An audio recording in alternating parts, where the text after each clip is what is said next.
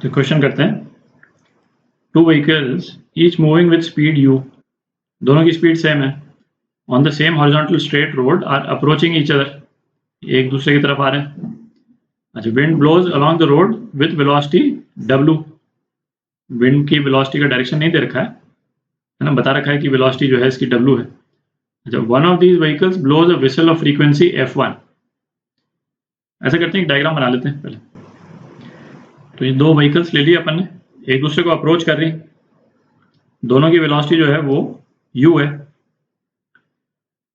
अच्छा, अब क्या बोल रहा है, one of these vehicles blows a whistle of frequency f1। कोई भी व्हीकल ले लेते हैं, है ना, जो व्हिसल बजा रही है। तो सपोज ये इस वाली जो व्हीकल ए है, इसने व्हिसल बजाई, उसकी फ्रीक्वेंसी क्या है, f1 दे रखी है। और ऑब्जर्वर जो है वो दूसरे व्हीकल में है, जो कि व्हिसल की फ्रीक्वेंसी क्या सुन रहा है, f2। ठीक है, तो इसको ए और बी की जगह सोर्स और ऑब्जर्वर लिख देते हैं। तो ये वाली व्हीकल सोर्स हो गई, ये वाली व्हीकल ऑब्जर्वर हो गई। अच्छा, स्पीड ऑफ साउंड दे रखा है एयर में v, करेक्ट स्टेटमेंट बताने।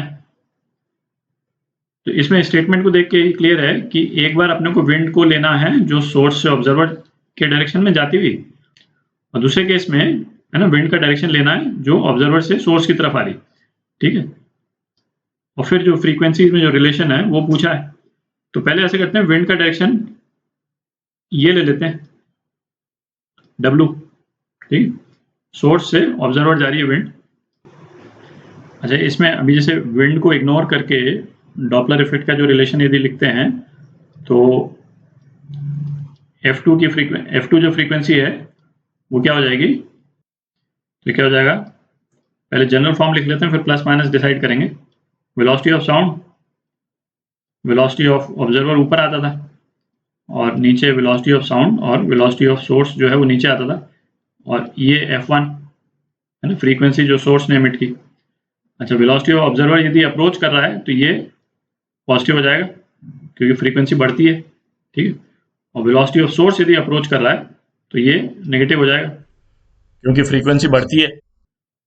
अच्छा, तो इस वाले केस में VO और VS जो है वो u के बराबर है, velocity of observer velocity of source के बराबर है u।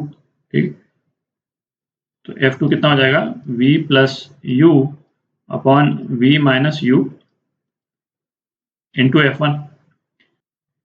अच्छा, फिर अपन ने क्या डिस्कस किया था कि ये जो वेलोसिटी ऑफ साउंड जो दे रखा है यहाँ पे, है ना, ये विंड की वेलोसिटी से अफेक्ट होता है। ठीक है, तो वेलोसिटी ऑफ साउंड जो है वो क्या हो जाएगा, दो अलग अलग केस में डिफरेंट हो जाता है। तो एक तो हो गया wind in direction of sound, wind और साउंड जो है एक ही डायरेक्शन में यदि है तो वेलोसिटी ऑफ साउंड क्या हो जाता है, v प्लस w। और wind in direction opposite to sound, तो ये वेलोसिटी ऑफ साउंड क्या हो जाता है, v माइनस w।